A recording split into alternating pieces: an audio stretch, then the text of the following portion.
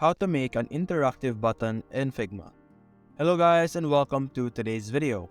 For today's video, we will be talking about this platform called Figma. Now over here right now on our screen, as you can see, we have a button and another button. This is the active button and this is the inactive button. What we're going to do is we're going to select both of this. We're going to create a component set just like that. And what we're going to do next is we're going to simply go to our prototype section over here, and you're going to drag your component to the other so that when you click this, as you can see here on click, it will change it to this button over here. And you're going to do the same thing for this other one. Going to put it back just like that. So that when they click it again, it will automatically go back to this state over here. And just like that, you would be able to make an interactive button in Figma.